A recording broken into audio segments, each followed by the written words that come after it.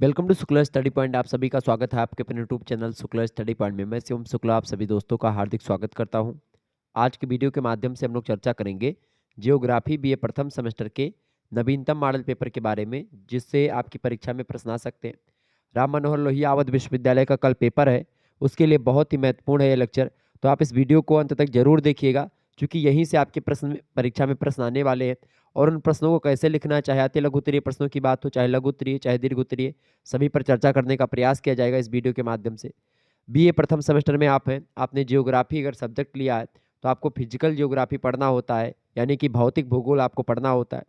भौतिक भूगोल में क्या क्या पढ़ना होता है आप सभी लोगों को सिलेबस के अकॉर्डिंग मैंने पहले बता दिया। तो कल की परीक्षा में यहीं से प्रश्न आने वाले हैं। ओके, आइए चर्चा करते हैं कौन कौन से प्रश्न आपकी परीक्षा में बनेंगे, उन पर थोड़ा सा मैं चर्चा कर लेता हूँ आज रिवीजन के तौर पर। बीए प्रथम वर्ष प्रथम सेमेस्टर भौतिक भूगोल नवीनतम मॉडल पेपर 2024 की परीक्षाओं के लिए 25 में भी ये प्रश्न आ सकते हैं। 3 खंडों में आपका पेपर बटा हुआ होता है। इस वीडियो से काशी हिंदू मतलब की जो महात्मा गांधी काशी विद्यापीठ है, और इसके अलावा डॉक्टर भीमराव अम्बेडकर विश्वविद्यालय या अन्य विश्वविद्यालय, चौधरी चरण सिंह मेरठ विश्वविद्यालय या अन्य विश्वविद्यालय जिनकी परीक्षा अभी नहीं हुई है, जननायक चंद्रशेखर बलिया विश्वविद्यालय, उन सभी में भी परीक्षा में प्रश्न आ सकते हैं। तो आप इन प्रश्नों को याद कर डालिएगा, बहुत ही महत्वपूर्ण प्रश्न है। याद करने की भी आपको ज़रूरत नहीं पड़ेगी, मैं आपको ऐसे सरल से सरल भाषा में समझाने का प्रयास करूंगा। ओके, खंड आ से अति लघु उत्तरीय प्रश्न पूछे जाते हैं, यानी very short answer type questions, जिनके सारे प्रश्न आपको करने होते हैं। 10 क्वेश्चंस मिलेंगे, 10 के 10 प्रश्न करने होंगे। 50 शब्दों में एक प्रश्न को लिखना होता है, लगभग आधे पेज में। तो आइए चर्चा करते हैं कि कौन कौन से प्रश्न आपसे पूछे जा सकते हैं अति लघु उत्तरीय में। पहला प्रश्न, गोखुर झील से आप क्या समझते हैं, या गोखुर झील, गोखुर झील ऐसे लिख करके छोड़ देगा। गोखुर झील क्या होती है, मैंने आपको महासंग्राम वीडियो बनाई है, उसमें महासंग्राम वीडियो मैंने विस्तार से हर एक चीज़ को समझाया है। महासंग्राम वीडियो आप देख लीजिएगा, ये सारे प्रश्न आपको उसमें उसके उत्तर मिल जाएंगे। गोखुर झील की अगर बात करें तो गोखुर का मतलब क्या होता है, गऊ का खुर। गो माने होता है गाय, और खुर माने होता है उसके नीचे का जो पैर के निचवा जो प्लास्टिक का जैसा लगा नहीं होता है, वो खुर, वही खुर होता है। सींग जैसा, जैसे सींग जो जिस तत्व से बनता है ऐसे ही वो भी बनता है। तो जो खुर होता है, खुर जानते होंगे, गाय भैंस अगर आपके घर पे हुई हैं, अगर गांव से हो वो तो जानते हो वो। और जाहिर सी बात है, अगर राम मनोहर लोहिया से विश्वविद्यालय से अटैच कौनो भी शहर से हो तो गोखुर तो आप जानते हो, बीए करते हो तो गऊ के खुर तो जानते हो। तो खुर गऊ के कौन में रहा था, देखो ऐसे एक इस तरीके से रहता है, और इस तरीके से कुछ ऐसे रहता है, ठीक है। अब इसमें ऐसे ही गऊ का खुर रहता है। तो ये क्या होता है, नदियां जो होती हैं वो क्या करती हैं, नदियां विसर्प मॉडल चलती। विसर्प, विसर्प का मतलब क्या, जैसे कि क्या आई, नदियां ऐसे चलती सर्पिलाकार, इस तरीके से चलती हैं। तो क्या होता है, गऊ के खुर की भांति यहाँ पर ऐसे बन जाता है। तो ये जो बीच का गड्ढा, ये एरिया बन जाता है, यहीं पर झील का निर्माण होता है। यहाँ पर झील का निर्माण कहीं पर, यहाँ पर बन गया झील। तो इससे क्या होता है, यानी कि नदियां ऐसे बहती हुई आ रही हैं, अब बहने के बाद में फिर क्या हुई है, इस तरीके से बह रही है। अब इसी का कोई एक पानी, यहाँ पर क्या होता है कि कभी कभी क्या होता है, जब नदियां बहती हैं उनके मार्ग में कोई अवरोध आ जाता है। अवरोध आ जाने से क्या होता है, वो नदियां अपना मार्ग बदल लेती हैं। जब नदियां इधर, पहले तो इधर सीधी जानी थी उनको, लेकिन इन्होंने मार्ग बदल लिया इधर से, फिर यहाँ पर कुछ अवक्षेप आया, फिर इधर से बदल लिया, फिर अवक्षेप आया, फिर ऐसे। तो यहाँ पर अवक्षेप के परिणाम स्वरूप बीच से कुछ धाराएं कट जाती पतली सी, वो जाकर के एक बस विशाल जो है जल राशि का निर्माण करती, जो कुछ इस प्रकार का होता है, ठीक है। तो ये गऊ के खुर की भांति होता है, इसीलिए इसको गोखुर कहते हैं। और झील होता है, झील का पानी जो होता है वो बहता नहीं है, रुका हुआ होता है। नदियों का पानी आपको बहता हुआ दिखता है, ठीक है। तो झील का पानी क्या होता है, रुका हुआ होता है, और जो है वो पानी बहता नहीं है। क्लियर, ये बात ध्यान रखेंगे। तो जब विसर्प का मोड़ निरंतर बढ़ता जाता है तो मतलब उसके सामने, आमने सामने के भाग में कटाव हो जाता है, और कटाव हो जाने के पश्चात क्या होता है, विसर्प के कोने वाले किनारे आपस में मिल जाते हैं, और यहाँ नदी अपने सीधे बहने लगती है, मतलब कि अब सीधे बहने लगती है। तो विसर्प का जो मतलब विशाल जो मोड़ होता है, मोड़ वाला भाग वही गोखुर कहलाता है। तो ये मोड़ वाला भाग क्या होता है कि नदियां अब सीधी हो गई तो फिर कुछ धाराएं जाकर के यहाँ पर मिल जाती है। तो कुछ सीधी धाराएं मिल गई, लेकिन उसके निर्माण से क्या होता है, कुछ धाराएं यहाँ से पानी इकट्ठा यहाँ पर भर जाता है, तो वही विशाल राशि जो होती है वही गोखुर झील कहलाती है। ये बात ध्यान रखेंगे।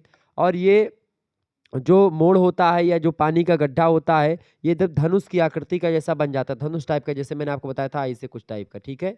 तो ऐसे बन जाता है। तो ये गऊ का खुर भी ऐसे होता है एकदम से। तो इस तरीके से जिस झील का निर्माण होता है वो गोखुर झील होती है। मुख्य नदी से अलग हुआ भाग जो होता है उसी पानी से बनता है ये। और आपको बता दूं, ऐसे विशाल विसर्प एवं गोखुराकाल झीलों की आदर्श दशाएं आपको मिसिसिपी, मिसौरी नदी है वहाँ पर आपको जो निचली घाटियाँ हैं वहाँ पर आपको खूब गोखुर झील मिल जाएंगे। तो गोखुर झील ये होते हैं, आपको अगर समझ में आया हो तो मैं आपको बता दूं। तो नदियाँ जो होती हैं, जब उनके प्रवाह के मार्ग में बाधा आती है, तो फिर वो धीरे-धीरे क्या होती है, छोटे-छोटे मोड़ उसमें पड़ने लगते हैं, वही मोड़ बड़े होते हैं, विसर्प का निर्माण करते हैं और उसके बाद में गोखुर झील बन जाता है। सॉरी, आपके समझ में तो आया होगा, क्लियर? आगे बढ़ा जाए। दूसरा प्रश्न आपकी स्क्रीन पर आएगा है, अपवाह प्रतिरूप का हुए। तो बिल्कुल आपका जरूरत नहीं है टेंशन लिए कोनो। अपवाह और प्रतिरूप, प्रतिरूप माने एक रूप होता है। क्या कई रूप? अफवाह के रूप। अफवाह के मतलब का हुआ था कि जैसे नदी जब बहा थी, तो जैसे नदी बहाती कितना चौड़ी नदी है, तो वो के अफवाह हो जाता है।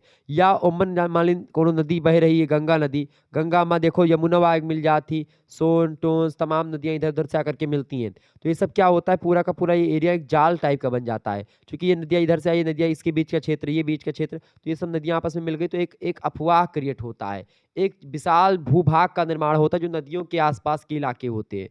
तो वो इलाके क्या कहलाते हैं? अफवाह प्रतिरूप के अंतर्गत रखे जाते हैं।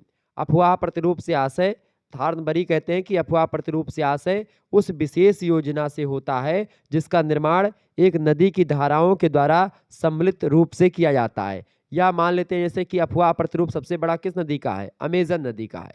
अमेजन नदी में दुनिया का सबसे ज्यादा जो है चौड़ी नदी है, यानी अफवाह। अफवाह प्रतिरूप का मतलब सीधा सीधा कितनी चौड़ी नदी है। अब नदियां कभी कभी क्या होती, कई जलधाराओं में बढ़ जाती हैं, एक धारा इधर से निकल गई, एक इधर से निकल गई, तो ये बीच का जो इतना एरिया है वो बचता है, वो भी अफवाह प्रतिरूप ही होता है। ये बात ध्यान रखेंगे। प्रोफेसर सबंदर सिंह बड़े अच्छे जो है मतलब भूगोलवेत्ता हैं। उन्होंने कहा कि किसी भी प्रदेश या क्षेत्र में अफवाह तंत्र के ज्यामितीय आकार तथा सरिताओं यानी नदियों की स्थानिक व्यवस्था को ही अफवाह प्रतिरूप कहा जाता है। तो अफवाह प्रतिरूप मतलब जल कितना चौड़े में नदियां बह रही हैं वही होता है। तो किसी प्रदेश या क्षेत्र में अफवाह तंत्र के ज्यामितीय आकार तथा सरिताओं की स्थानिक व्यवस्था को अफवाह प्रतिरूप कहते हैं। और किसी भी प्रदेश की जो नदियां होती हैं उनकी अवस्थिति, संख्या और प्रवाह की दिशा, उस प्रदेश के धरातलीय ढाल, संरचनात्मक नियंत्रण और शैलों की विशेषताओं, विवर्तनिकी कारकों और हलचलों, जलवायु संबंधी दशाओं, वनस्पति संबंधी विशेषताओं पर निर्भर करती है। और ये नदियां जब बहती हैं तो वो एक प्रकार से कितनी चौड़ी, कितने भाग में अपने प्रभाव को डालती हैं, वो पूरा का पूरा भाग जो होता है अफवाह प्रतिरूप कहा जाता है। आगे देखिएगा। तीसरा प्रश्न, चक्रवात और प्रतिचक्रवात का हुए। चक्रवात मतलब साइक्लोन, प्रतिचक्रवात का मतलब होता है एंटी साइक्लोन। चक्रवात जो होता है ये निम्न वायुदाब इसमें केंद्र में रहता है। चक्रवात में क्या होता है, निम्न वायुदाब क्या होता है, केंद्र में रहता है। ठीक है, निम्न वायुदाब केंद्र में, और बाहर क्या रहता है, उच्च वायुदाब जो है ये बाहर रहता है। तो इससे क्या होता है, हवाएं जो होती हैं वो बाहर से केंद्र की ओर इसमें आती हैं। चक्रवात में क्या होता है, हवाएं बाहर से केंद्र की ओर आ जाती हैं, चूंकि हमेशा हवाएं उच्च दाब से निम्न वायुदाब की ओर बढ़ती मतलब बहती हैं। ठीक है, किस तरफ, उच्च वायुदाब से निम्न वायुदाब की तरफ बहती। तो निम्न वायुदाब कहाँ पर होता है, यहाँ पर केंद्र में होता है चक्रवात में। ठीक है, तो हवाएं जो बाहर से होती हैं वो अंदर की ओर बहती हैं। जबकि प्रतिचक्रवात में क्या होता है, उच्च वायुदाब केंद्र में होता है और निम्न वायुदाब बाहर होता है। तो हवाएं इसमें क्या होती हैं, अंदर से बाहर की ओर जाती हैं। ठीक है, यानी उल्टा होता सीधा। ये हवाएं अंदर से बाहर की ओर जाती, केंद्र से परिधि की ओर जाती हैं। ठीक है, तो केंद्र से बाहर की ओर हवाएं चलती हैं प्रतिचक्रवात में, चूंकि वहां पर जो उच्च वायुदाब होता है वो सेंटर में क्रिएट होता है, और उसकी जो परिधि होती है, परिधि मतलब किनारे पर, वहां पर निम्न वायुदाब होता है। तो हवाएं हमेशा उच्च वायुदाब से निम्न वायुदाब की ओर बढ़ती हैं। तो उच्च वायुदाब केंद्र में होगा तो केंद्र की हवाएं किधर होंगी, बाहर की ओर जाएंगी। तो ये होता है आपका एंटी साइक्लोन यानी कि प्रतिचक्रवात। और चक्रवात में क्या होता है, हवाएं निम्न वायुदाब मतलब उच्च वायुदाब से निम्न वायुदाब की तरफ बढ़ती है, तो निम्न वायुदाब केंद्र में होता है चक्रवात में। तो इसलिए हवाएं जो उच्च वायुदाब बाहर क्रिएट होता है वो अंदर की ओर हवाएं चलती हैं। उच्च वायुदाब का मतलब क्या होता है, जो उच्च वायुदाब कब होगा, जब हवा में आर्द्रता होगी, हवा में नमी ज्यादा होगी, हवा ठंडी ज्यादा होगी, तो वायुदाब ज्यादा होगा। ठीक है, निम्न वायुदाब का मतलब क्या होता है, जब हवा हलुक होए, हवा गर्म होए तो हलुक होए। ठीक है, जितने ज्यादा गर्म हवा होए उतने हलुक होए। तो कार्बन डाइऑक्साइड हवा कैसी ही गर्म होती है, ऐसे कार्बन डाइऑक्साइड हलुक हवा होती है। ठीक है, यानी हल्की है। समझ रहे हैं ना चीजों को।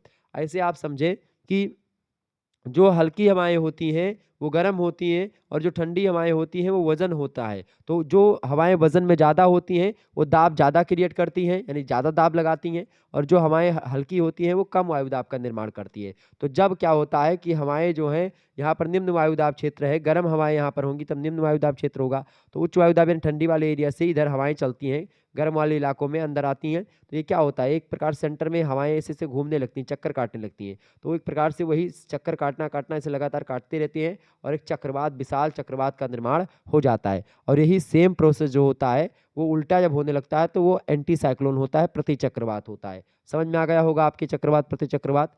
दूसरा अंतर भी आप बता सकते हैं कि चक्रवात में मौसम वर्षा युक्त होता है, यानी कि चक्रवात में मौसम मतलब कि जो होता है उसमें वर्षा हो सकती है, तूफान आ सकते हैं।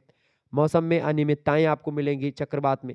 लेकिन आप देखेंगे प्रतिचक्रवात में मौसम साफ रहेगा, वायु एकदम से रुकी हुई मिलेगी, शुष्क वायु मिलेगी, तो बिल्कुल टेंशन आपको प्रतिचक्रवात ज़्यादा टेंशन नहीं देता है, जबकि चक्रवात बहुत ज़्यादा प्रॉब्लम में फँसा देता है। क्लियर? तो ये है आपका चक्रवात और एंटी चक्र मतलब कि प्रतिचक्रवात, एंटी साइक्लोन। अगला प्रश्न आप देखिएगा, प्रवाल भित्ति क्या है?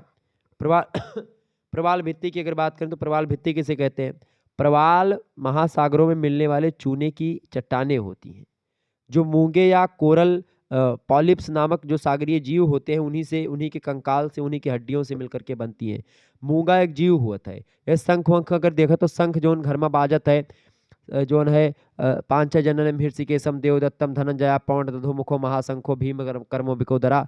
जो भी ये सब शंख बजाते थे, भीम अर्जुन नकुल सहदेव भगवान श्री कृष्ण, ये सब शंख। और आजकल आप देखते हैं, अगर आप ब्राह्मण के घर के होंगे तो आपके यहाँ शंख होता है, ठीक है। अगर आप ना जानते हो तो आपके यहाँ पर जो सत्यनारायण जी की कथा होती है तो उस समय पंडित जी लोग शंख लेकर के आते हैं बजाते। तो जो शंख बजाया जाता है वो शंख क्या होता है, शंख के अंदर एक जीव रहता है, ठीक है। तो उसी जीव का कंकाल होता है ये शंख, तो ये बजता है। ऐसे ही मूंगा एक जीव होता है, उसी मूंगे की चट्टानें जो होती है, मतलब कंकाल जो होता है मूंगे की, वो एक चट्टान का रूप धारण करती हैं। तो वही प्रवाल भित्तियों का निर्माण करती है। जैसे कि आजकल लक्षद्वीप बड़ा चर्चा में है। लक्षद्वीप चर्चा में क्यों है? मोदी जी के कुर्सी उर्सी लगा के बैठे और बस लक्षद्वीप जो है, मतलब मालदीव वालों ने कुछ किया, कुछ कहा ट्विटर पर, अब मोदी जी गए, बढ़िया कुर्सी उर्सी बढ़िया लगा करके और एक बार बैठ गए, फोटो वोटो खिंचवा करके वीडियो बनी, वायरल हो गई वीडियो जमक करके। और मोदी जी जहाँ जाते हैं उसके पीछे कुछ ना कुछ मामला जरूर रहता है। बहुत दिमागी प्रधानमंत्री हैं। और मतलब गए, बैठे, अब देखो पूरा बॉलीवुड जो है सब जो मालदीप है उसका बाइकाट कर दिया। सभी जो जितने बड़े बड़े एक्टर हैं, अभिनेता हैं, सब कह रहे हैं अब कि मैं लक्षद्वीप नहीं जाऊंगा, अपना जो है खुशियां मनाने जो होता है, इंजॉय करने, अब मैं लक्षद्वीप जाऊंगा। तो क्या होता है, ये क्या होता है, एक एक राजनेता की पहचान की पहले खुद जा करके एक मिसाल क्रिएट करें, ताकि जो है हमारे देश की जो जनता है वहां पर जाए, टूरिज्म जो है बढ़ावा मिले उसको। तो देखें तहलका मच गया। तो जो लक्षद्वीप की बात हो रही है उस पर क्या है, वो लक्षद्वीप जो है मूंग की चट्टानों का बना हुआ है, वो प्रवाल द्वीप एक प्रकार से है, ठीक है, समझ रहे हैं ना। तो जब करोड़ों की संख्या में क्या हो जाते हैं, असंख्य मूंगे इकट्ठा हो जाते हैं और फिर मरते रहते हैं, तो वहीं पर उन्हीं कंकालों से, उनके कंकाल से क्या हो जाता है, एक द्वीप का निर्माण हो जाता है समुद्र के बीच में, ठीक है। तो प्रवाल जो होता है एक जीव होता है जो अपने चारों ओर एक चूने का खोल बना लेता है, ठीक है, और अपना भोजन सागरीय जल से प्राप्त करता है। परंतु जब एक प्रवाल मर जाता है तो उससे तो जो उसका खोल होता है, जो चूने के पत्थर का बना हुआ होता है, चट्टानें जो होती बहुत मजबूत होती हैं, तो उसके खोल के ऊपर दूसरा प्रवाल अपना खोल बनाने का शुरू कर देता है। और ऐसे से क्या होता है, जब ऐसे मरते जाते हैं और उसी के ऊपर ऊपर ऐसे खोल बनाते चले जाते हैं सभी लोग, तो क्या हो जाता है, ये प्रवाल बढ़ते जाते हैं और इस क्रिया के लंबे समय तक होने पर एक विस्तृत भित्ति बन जाती है, और उसी भित्ति को प्रवाल भित्ति कहा जाता है, जो इन्हीं चट्टानों के ऊपर, चूंकि एक जीव मरा, एक प्रवाल मरा, उसके बाद में फिर दूसरे उसके कंकाल पर दूसरे ने बनाना शुरू कर दिया अपना, फिर तीसरे ने, फिर चौथे ने, फिर पांचवें ने, ऐसे से बड़ाक्का बन जाता है, बहुत बड़ा विशाल बुखार। जब लगभग असंख्या, लगभग करोड़ों की संख्या में ऐसा होता है क्रियाएं, तो वो बन जाता है क्या, आपका प्रवाल भित्ति। समझ में आ गया। अच्छा, इसी में एक प्रश्न पूछा था, एटाल क्या होता है? तो एटाल जो होता है, जब प्रवाल भित्ति का आकार घोड़े के नाल या अंगूठी के आकार का हो जाता है तो उसी को एटाल कहा जाता है। एटाल अंगूठी के मतलब घोड़े के नाल की भांति ऐसे, ठीक है, ऐसे हो जाता है तो उसी को एटाल कर, जब दीप कैसा बन जाता है, एटाल इस तरीके का, ठीक है, तो उसको, या अंगूठी के आकार का हो जाता है तो उसको क्या बोलते हैं, एटाल बोलते हैं। या तो वही प्रवाल भित्तियों का जब आकार ऐसा हो जाए तो उसको एटाल बोलते हैं। तो ये ध्यान रखेंगे इस बात को। आगे देखेंगे, पांचवा प्रश्न आपकी स्क्रीन पर आ चुका है, बायोम या जीवोम किसे कहते हैं? बायोम या जीवोम की बात करें तो बायोम जो होता है स्थलीय व जलीय आवास होता है जहाँ पर जीवन निवास होता है, जो विशिष्ट पारिस्थितिकी विशेषताओं के आधार पर भूपटल के अन्य क्षेत्रों से अलग होता है। बायोम में सामान्यतः स्थलीय भागों के पादप व प्राणी समुदाय का पारिस्थितिकी रूप से अध्ययन किया जाता है। बायोम से मतलब होता है कि एक ऐसा जीवन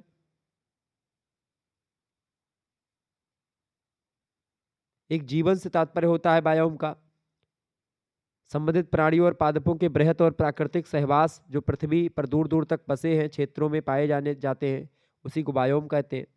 तो बायोम पादपों यानी कि पादप माने जो वनस्पतियां हैं वो सब, और प्राणी यानी जितने भी जीव जंतु हैं वो सब, उनका विशिष्ट समुदाय होता है, मिला जुला समुदाय होता है, जो कि समान जलवायु दशाओं वाले क्षेत्र में विस्तृत होते हैं, फैले हुए होते हैं। एक बायोम में जलवायु की समानता के कारण ही वनस्पति प्राणी और उनका जीवन सामान्यतः समान होता है। प्रमुख वनस्पति समुदायों से संबंधित होते के कारण क्या होता है, पारिस्थितिकविदों ने इसको बायोम कहा है, क्योंकि इसकी जो सिचुएशन होती है सेम होती है। जीव और जो जंतु वनस्पतियां सब एक समान जीवन यापन करते हैं और रहते हैं, ठीक है, तो वो आपका बायोम होता है। बायोम को हिंदी में जीवोम कहते हैं। पीटर हैगेट बड़े अच्छे विद्वान हैं, उन्होंने कहा कि बायोम पृथ्वी के बृहत पर्यावरणीय कटिबंध होते हैं जो कि सुस्पष्ट पादप आवरण द्वारा चिन्हित किए जाते हैं। क्लीमेंट और रोफाई कहते हैं कि बायोम एक जैव समूह होता है, जीवों का एक समूह होता है जो कि भौगोलिक सीमाओं में अपनी विशिष्ट जैव रूप अथवा जातीय श्रेष्ठता से पहचाना जाता है। कुछ चीज़ें वहाँ पर होती हैं जो कि सबसे अलग होती हैं, अपनी विशिष्टता अपनी विशेषता के कारण से ये अलग होता है सबसे, और इस यही विशेषता इसको एक प्रकार से अन्य जीव मतलब अन्य जो है पारिस्थितिकी तंत्र से अलग करती है। तो बायोम एक प्रकार से क्या है, एक पारिस्थितिकी तंत्र का हिस्सा है, इसकी विशेषता जो है अलग तरीके की होती है, ठीक है, ये बात ध्यान रखेंगे। इसमें जीवन निवास होता है और कई प्रकार की प्रजातियां वहाँ पर रहती हैं जो कि समान मतलब कि क्वालिटी में जीवन यापन करना पसंद करती है, उन्हीं की जैसी क्वालिटी वहाँ पर होती है, तो वैसे जीव रहते हैं कि भाई एक समान क्वालिटी में सब रह सकते हैं, चाहे तापमान की बात हो, चाहे वर्षा की बात हो या अन्य चीज़ों की बात हो, तो वो बायोम एरिया होता है। छठा क्वेश्चन आपकी स्क्रीन पर आ चुका है, महासागरीय जल लवणता के बारे में कुछ बताएं। महासागरीय जल की लवणता लवणता माने होता है खारापन, महासागर माने महासागर, जल माने होता है जल, यानी कि महासागरीय जो पानी है उस पानी में कितना जो खारापन है वो कैसे होता है, क्या होता है, उसी के बारे में पूछा गया है। प्रोफेसर सविंदर सिंह बड़ी अच्छी परिभाषा देते हैं और मुझे लगता है अगर उसको आप जान गए तो समझ जाएंगे कि महासागरीय जल की लवणता क्या होती है। तो उन्होंने कहा कि सागरीय जल के भार, सागरीय जल का जो भार है और उसमें घुले हुए जो पदार्थ हैं उनके भार के अनुपात को ही सागरीय लवणता कहा जाता है। सागरीय मतलब सागरीय जल का जो भार है और उसमें घुले हुए जो पदार्थ हैं उसका भार, मान लेते हैं समुद्रीय जल का भार अगर मान लेते हैं एक मतलब कि 5 किलो है, ठीक है, और उसमें घुले पदार्थों का भार 2 किलो है, तो 5:2 के अनुपात में जो होता है वही आपका क्या होता है, उसी को लवणता कहते हैं। तो भार के अनुपात को लवणता कहते हैं, पदार्थों के भार को, ठीक है। इसी संदर्भ में ओमनी महोदय कहते हैं कि समुद्री जल में पाए जाने वाले समस्त लवणों के योग को ही लवणता कहते हैं। 1 किलोग्राम सागरीय जल में घुलित ठोस पदार्थों की कुल मात्रा को सागरीय लवणता कहा जाता है, ठीक है। मान लेते हैं 5 किलोग्राम जल था और उसमें मान लेते हैं कि 2 किलो क्या हुआ, या 1 किलो मान लेते हैं, 1 किलो अगर उसमें कुछ पदार्थ घुले मिले हैं जल में, तो वही जो है 1 किलो जो घुला मिला पदार्थ है यही लवणता कहलाता है। क्लियर, ये बात ध्यान रखेंगे, समझ में आई चीजें। यानी 1 किलो जल में तो जल का अनुपात मान लेते हैं 5 किलो जल हो गया, अब उसमें 1 किलो क्या घुल मिल गया, जो पदार्थ घुल मिल गए, या फिर जो भी मान लेते हैं 1 किलो जल था उसमें जो पदार्थ घुले मिले हुए होते हैं जल के अलावा, उन्हीं जो घुले मिले पदार्थ होते हैं उन्हीं को लवणता कहते हैं, ठीक है, ध्यान रखेंगे इस बात को। तो ये महासागरीय जल की लवणता है। 7वां क्वेश्चन आपके स्क्रीन पर आ चुका है, बहुत ही महत्वपूर्ण प्रश्न है। ज्वालामुखी से आप क्या समझते हैं, ज्वालामुखी किसे कहते हैं? ज्वालामुखी की बात की तो अंग्रेजी में ज्वालामुखी को क्या बोलते हैं? वोल्केनो बोलते हैं अंग्रेजी में ज्वालामुखी को। ज्वालामुखी के शाब्दिक अर्थ से यह भ्रम हो जाता है कि ज्वालामुखी से आग की लपटें बाहर निकलती हैं। वास्तव में ज्वालामुखी से निकलने वाली ज्वलनशील गैसों के कारण से आग की लपटों का भ्रम हो जाता है।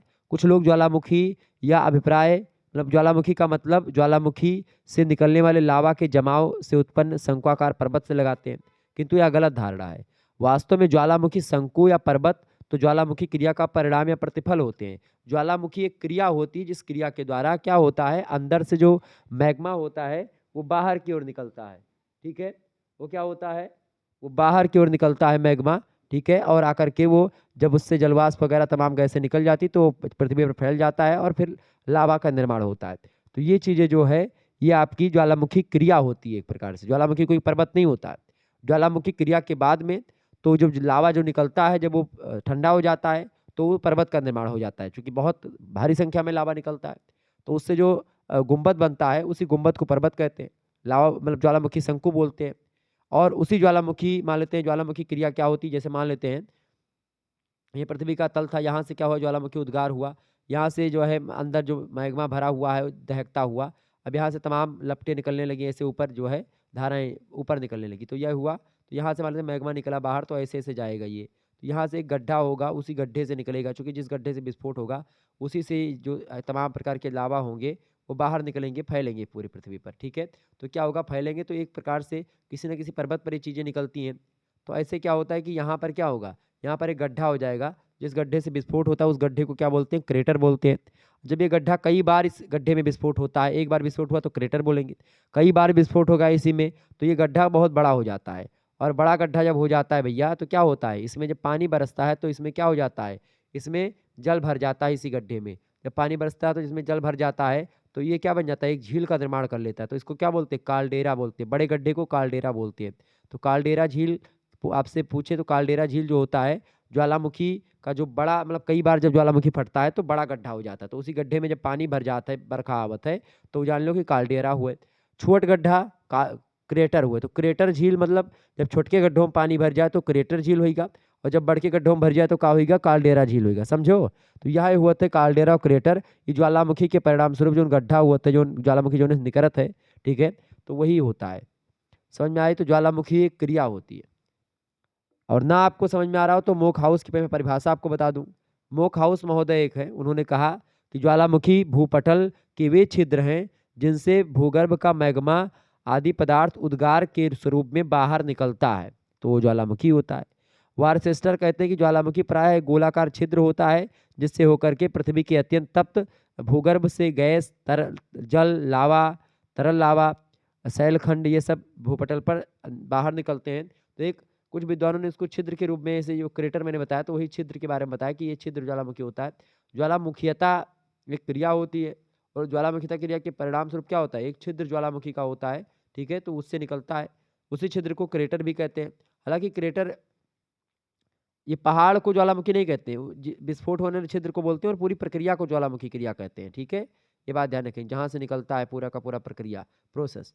और जब ये क्रेटर कई बार विस्फोट हो गया तो ये गड्ढा बन जाता है, गड्ढा को क्रेटर, और बड़े गड्ढा जब कई बार होता है तो उसको कालडेरा कहते हैं। आगे देखिएगा, 8वां प्रश्न, भूकंप क्या है। भूकंप की अगर बात करें तो भूकंप दो शब्दों से मिलकर के बना है। पहला शब्द है भू यानी कि भूमि, और दूसरा मतलब है कंप, कंप माने कांपना। भूमि का मतलब भू माने भूमि, तो मतलब क्या होता है, भूमि का कांपना, भूमि का हिलना, भूमि का कंपन करना, यही होता है भूकंप का मतलब। तो पृथ्वी का अगर आकस्मिक हिले, पृथ्वी एक बैग हिलने लगे तो वही भूकंप कहलाता है। अचानक से पृथ्वी हिलने लगी तो भूकंप होता है वही। पृथ्वी का धरातल कई शक्तियों के द्वारा प्रभावित होता है, और यह शक्तियाँ कुछ रचनात्मक होती हैं तो कुछ विनाशात्मक शक्तियाँ होती हैं।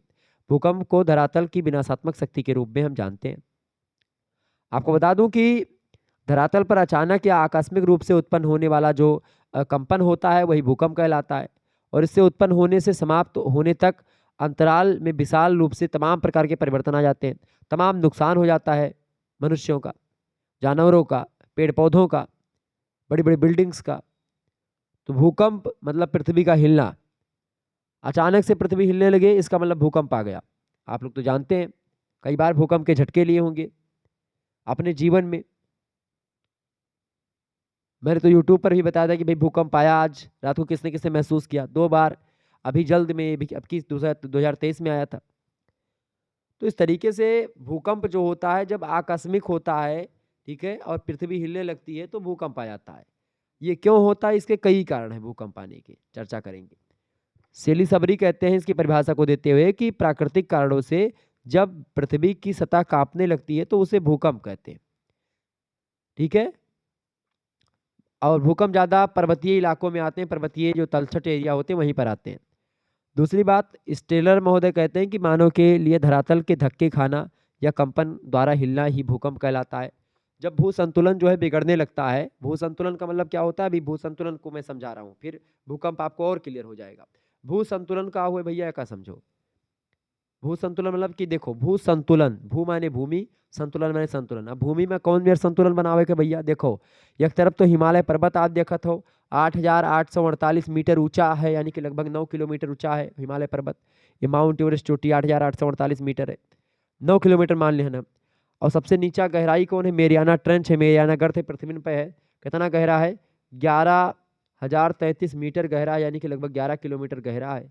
अब देखो, एक तरफ 11 किलोमीटर गहरी खाई है, दूसरी तरफ 9 किलोमीटर ऊंचा पहाड़ है। ऐसे तमाम पर्वत हैं, कोनो 7 किलोमीटर ऊंचा है, कोनो 6 किलोमीटर ऊंचा है, कोनो 5 किलोमीटर ऊंचा है, कोनो 2 किलोमीटर, कोनो 1 किलोमीटर। ऐसे क्या है कि सब ऊंचाई पर स्थित है। तो ये जो पर्वत होते हैं, ये ऊंचाई चोटी होती है बड़ी बड़ी, ठीक है, तो उस पर स्थित मतलब होते हैं ये। तो पृथ्वी पर मान लेते हैं पृथ्वी है, अब देखें ये पृथ्वी है, तो एक तरफ यहाँ पर समतल मैदान है, फिर वहीं पर कुछ दूरी पर आप जाएंगे तो आपको पठार मिलेगा, कुछ ऊंचाई पर ये चीज़ें, ठीक है। फिर वहीं पर आप देखेंगे कुछ गड्ढा आपको मिल जाएगा, कुछ जो है इस तरीके का गड्ढा आपको मिल जाएगा। फिर पृथ्वी पर आप देखेंगे तो कुछ एक इस प्रकार से पर्वत आपको मिलेंगे, ऊंचे ऊंचे पहाड़ियाँ मिलेंगी। फिर वही लंबी लंबी घाटियाँ आपको नीचे नीचे गहरी गहरी मिलेंगी, ठीक है। ऐसे ही आप देखेंगे पहाड़ पर्वत मिलेगा खूब ऊंचा, तो एक गर्त मिलेगा खूब गहरा गहरा, सागरों में खाइयाँ मिलेंगी, महासागर मिलेंगे आपको। ये महासागर आप मान लीजिए इतने गड्ढे। अब ये नीचे महासागरों में जो गड्ढे होते हैं उसको गर्त बोलते हैं। तो इस तरीके से क्या होता है कि अब देखिए, ये पूरा का पूरा जितना ये मध्य पॉइंट है, तो यहाँ से जितना नीचे इधर जाएगी चोटियाँ, देखो यहाँ पर चोटी आई, ऐसे ही इतने ऊपर भी चोटी आपकी जा रही है। तो क्या हो रहा है, एक भूमि पर संतुलन बना हुआ है कि यारो ये मान लेते ये तराजू के सुई हुए। अब ये तराजू सुई बताने पलड़ा यारो भारी है, तना यारो भारी है, लेकिन अब मान लीजिए 100 ग्राम यहाँ रखा है बांट, और 100 ग्राम का यहाँ रखा था, तो बराबर रहे, यानी जितना ऊपर रहे उतने नीचे रहे तो बराबर रहे। लेकिन क्या होता है, कब्बो कब्बो कब्बो कब्बो क्या होता है, यहाँ जब 150 ग्राम हो जाता है तो यहरिया 100 ग्राम हो रहा था, तो क्या हो जाता है, यहरिया ज़्यादा हो जाता है, तो भूमि संतुलन बिगड़ जाता है। अब जब भूमि संतुलन बिगड़ता है तो क्या होता है, पृथ्वी हिले लागत थी, कांपे लागत थी, तो वह क्या हो जाता है, भूकंप हो जाता है। अब पृथ्वी के हिले से कांपे से क्या होता है, तमाम प्रकार के जो अंदर पृथ्वी के जो मलबा भरा है, जो मैग्मा भरा है, वो मन आपस में क्रिया हुई, क्रिया के परिणाम स्वरूप क्या होता है, जो मन गैस रहा थी मन अंदर, ठीक है, पृथ्वी के अंदर धरातल में, वो गैस ऊपर निकले प्रयास करती, बाहर निकले, तो पृथ्वी के जो सहाज इलाका होते हैं, महासागर के नीचे का इलाका का होता है, पानी के परे परे का होता है, वो थोड़े थोड़े का हो जाता है, सरल हो जाता है, थोड़े जो है मतलब सहज हो जाते हैं, उसका दबाव, चूंकि सागरों समुद्र के नीचे की जो मिट्टी होती वो थोड़े फटी हुई जाती, या थोड़ा एक प्रकार से ऐसे समझे कि जो समुद्र के नीचे की मिट्टी होती है थोड़ा सरल होती है, वहाँ से ज्वालामुखी बहुत जल्दी निकल जाते हैं।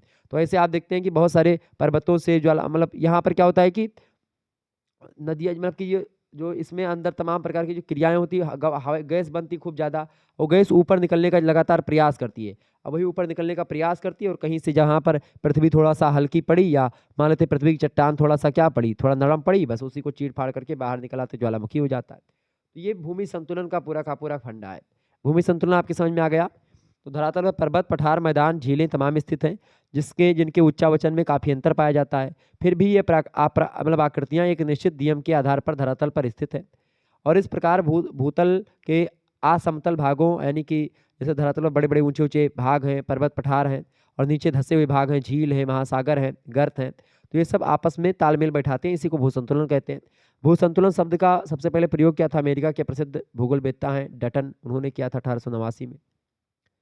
तिबार्था कहते हैं कि भ्रमण करती हुई पृथ्वी के ऊपर स्थित पर्वत, पठार और मैदान एवं गहराई में स्थित झील, समुद्र, ये सब भौतिक एवं यांत्रिक स्थिरता की दशा ही भूसंतुलन की दशा कहलाती है। तो भूसंतुलन आपके समझ में आ गया होगा मेरे हिसाब से। आगे देखिएगा, 10वां प्रश्न आपकी स्क्रीन पर आएगा है,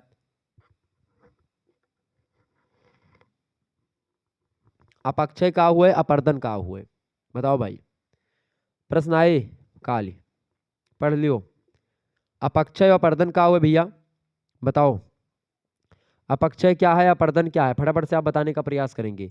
अपक्षय, क्षय माने होता टूटना, अपक्ष मतलब कि कुछ कुछ कुछ टूट जाए, अपर्दन मतलब कि टूट करके बह जाना, समझ रहे।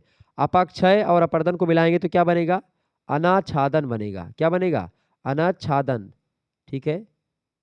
अपर्दन प्लस अपक्षय इज इक्वल टू अनाच्छादन। आप समझे अपक्षय का हो। जैसे मान ली कोनो रासायनिक क्रिया भय और एठू पाथर रहा, वो पाथर का हुए मन दरार पड़ जाए, वो पाथर टूट जाए, मन भ्रंश हो जाए, दरार पड़ जाए। भ्रंशन माने क्या होता है? दरार पड़ना। तो मन भ्रंश आ जाए, टूट जाए कोनो पत्थर। अब वो पत्थर चाहे कोनो रासायनिक क्रिया से टूट हुए, चाहे कोनो भौतिक क्रिया से टूट हुए, मतलब टूट जाए पाथर, तो क्या हुआ थे? पत्थर 2 भागों में टूट जाए, 3 भागों में टूट जाए, खंड खंड हो जाए, तो वो अपक्षय होता है।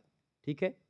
लेकिन वही पत्थर जब किसी जैसे जिसके द्वारा तोड़ा गया है उसी के द्वारा बहा करके कुछ दूर लेकर के जाए, जैसे नदियां मान लेते किसी पहाड़ को, किसी टीले को तोड़ देती हैं आधा यहाँ से, अब नदियों के जल के साथ वो पत्थर जो होगा आगे बहने लगेगा। ठीक है। और जब ये आगे बहने लगता है नदियों के जल के साथ, तो वही अपर्दन हो जाता है। अब ये नदियों के द्वारा भी अपर्दन होता है, हवाओं के द्वारा अपर्दन होता है, और इन सभी के द्वारा बहुत सारी स्थलाकृतियों का निर्माण होता है। ठीक है, समझ रहे हैं ना? हिमनद के द्वारा बहुत सारे क्षेत्र, जैसे ड्रमलिन, हिमोड़, फ्योर्ड, तट, ये सब हिमनद के द्वारा बनते हैं। जो ग्लेशियर पिघलते हैं उसके द्वारा नदियां बहती हैं, वहां से बहुत सारी आकृतियां बनती हैं। तो ऐसे कि इसी के परिणाम स्वरूप जो होता है, नदियों के द्वारा जब अपर्दन होता है, तो अपर्दन के परिणाम स्वरूप जो चीजें होती हैं टूट करके आगे बढ़ती हैं। जब वो साथ साथ बहती हैं तो क्या होता है, जब नदियों की गति जो होती जब तक तीव्र होती तब तक ये पत्थर को बहा रही है, लेकिन जब नदियों की गति धीमे हो जाती है तो ये पत्थर को छोड़ देती है वहीं पर। और इस छोड़ने की प्रक्रिया को जो नदियां अपने साथ बाहर, मतलब कि जो बाहर लेकर के जा रही मलबा, वो मलबा अगर लेके जात थी, जब तक जहां तक गई हैं, जब तक उनका शक्ति रहे नदी के, तब तक वो आगे लेके जाए। अब उस शक्ति खत्म हो जाए मान लेते हैं उसकी, तो क्या होगा, जो सामान वामान लेकर के नदियां बह रही हैं, जितना कूड़ा कबाड़ बह रहा नदियों का, वो सब छूट जाएगा इकट्ठा, रुक जाएगा। अब जब वो रुक जाएगा तो क्या होगा, अवक्षेप, उसी को क्या बोलेंगे, निक्षेपण बोलेंगे। क्या बोलेंगे इस क्रिया को? नदियों के द्वारा अपने साथ बहाए, मतलब बहा ले जाने वाले मलबों को जहां पर नदियां छोड़ती हैं, उस प्रक्रिया को, छोड़ने की प्रक्रिया को निक्षेपण कहते हैं। जो चीजें नदियां छोड़ती हैं उसको निक्षेप, मतलब उसको क्या बोलते हैं, निक्षेप बोलते हैं, मलबा बोलते हैं। निक्षेप माने कचड़ा, कूड़ा करकट, मलबा, समझ रहे हैं ना? तो ये होता है आपका अपर्दन। अपर्दन कई कारकों से होता है, हवाओं से होता है, हिमनद से होता है, जल से होता है। ठीक है। और रासायनिक क्रियाएं तमाम सारी उनके परिणाम स्वरूप होता है। तो ये अपक्षय होता है। तो अपक्षय और अपर्दन, ये आप लोगों के समझ में आ गया होगा क्या होता है। सरल तरीके से मैंने आपको बता दिया। केवल 4 या 5 प्रश्न आपको करेक्ट है। कहाँ से? लघु उत्तरीय प्रश्न खंडवा से। 150 शब्द या 200 शब्दों में आपको उत्तर लिखना है, ये बात भी ध्यान रखेंगे, बहुत महत्वपूर्ण प्रश्न है। पहला प्रश्न आएगा है, वायुमंडल की विभिन्न परतों की व्याख्या कीजिए। वायुमंडल की कई कई परत हैं। अब उन्हीं परत के बारे में आपसे पूछा गया है। देखो, वायुमंडल की अगर परत की बात करी तो वायुमंडल माँ कुल मिला के कई परत हैं। 5 परत मुख्य रूप से बताई गई ही। लेकिन देखिए, वायुमंडल समय में, मतलब वर्तमान समय में अगर देखें तो वायुमंडल के विषय में जानकारी रॉकेट यान के माध्यम से प्राप्त होती है, रडार से, स्पुतनिक, तमाम प्रकार के नए नए उपकरण हैं जिसके माध्यम से हम वायुमंडल के बारे में जान पाते हैं। और इस आधार पर वायुमंडल की ऊंचाई 16 किलोमीटर से लेकर के इसकी ऊंचाई लगभग और लगभग जो है 16 किलोमीटर से लेकर के 29 किलोमीटर तक इसकी ऊंचाई वायुमंडल की मानी जाती है। किंतु धरातल से अगर माने, पृथ्वी तल से, तो 800 किलोमीटर का जो दायरा है ऊपरी पृथ्वी तल से, वो होता है आपका क्या, धरातल से 800 किलोमीटर ऊंचा जो दायरा है वो वायुमंडल का दायरा कहा जाता है। तापक्रम और वायु दाब के आधार पर वायुमंडल की मुख्य रूप से 5 परतें होती हैं। देखिए, सबसे पहली परत वायुमंडल की जो है वो होती है आपकी परिवर्तन मंडल। परिवर्तन मंडल की अगर बात की जाए तो परिवर्तन मंडल जो होता है आपका, उसी को क्षोभ मंडल कहते हैं। ठीक है। वायुमंडल का सबसे निचला भाग होता है आपका, क्या बोलते हैं उसको, परिवर्तन मंडल, जिसको आप क्या बोलते हैं, ट्रोपोपॉस बोलते हैं। ठीक है। नहीं,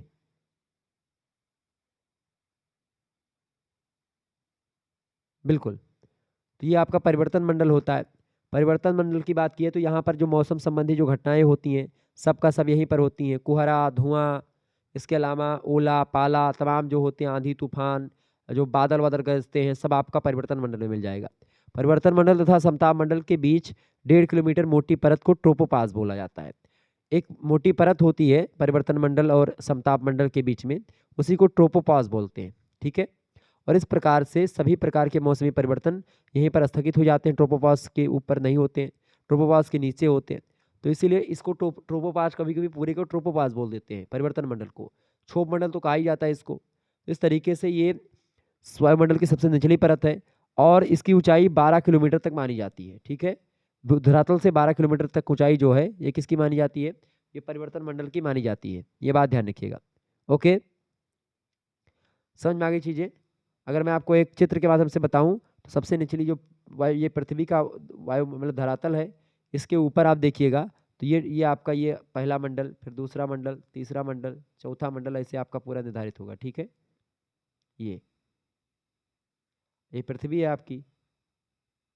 तो ऊंचाई देखेंगे, आपसे पूछेगा जो है ध्रुवों पर कितनी, तो ध्रुवों पर ऊंचाई कम होती है, और यहाँ पर आप देखेंगे ज़्यादा होती है, यहाँ पर ज़्यादा होगी, यहाँ पर ज़्यादा होगी ऊंचाई। क्लियर, ध्यान रखिएगा। तो क्षोभ मंडल है, परिवर्तन मंडल कहा जाता है उसको, और ये पहला मंडल है। दूसरा मंडल जो आपका पड़ता है वो आपका पड़ता है समताप मंडल। ये परिवर्तन मंडल के ऊपर वाला भाग होता है, और इसकी बात करें अगर हम तो इसको स्टालर महोदय समताप मंडल की ऊंचाई को कहते हैं कि 50 किलोमीटर का जो एरिया है, 50 किलोमीटर पृथ्वी से ऊंचा, वो एरिया बोला जाता है। ट्रोपोपास के ऊपर तापमान में धीरे धीरे वृद्धि होती है, और 50 किलोमीटर की ऊंचाई पर तापमान 0 डिग्री सेल्सियस हो जाता है, और इस सीमा पर स्ट्रेटो पॉज बोलते हैं इस सीमा को, जहाँ पर 0 डिग्री सेल्सियस हो जाता है स्ट्रेटोपॉज। ठीक है, ऊपरी सीमा यानी यहाँ पर क्या होता है, वहाँ पर उसको बोलते हैं स्ट्रेटोपॉज। ठीक है, यह मंडल मौसमी हलचलों से रहित होता है, यानी कि यहाँ पर कोई मौसमी घटनाएं नहीं होती हैं। तो यहाँ पर जो होती हैं, जो हवाई जहाज वगैरह होती कभी कभी वहाँ पर भी उड़ाई जाती हैं। ठीक है, ये बात ध्यान रखेंगे। और इसी में सबसे इम्पोर्टेंट बात है कि समताप मंडल के निचले भाग में 15 से 35 किलोमीटर की ऊंचाई पर, 15 से 35 किलोमीटर के बीच में एक लेयर स्थित है।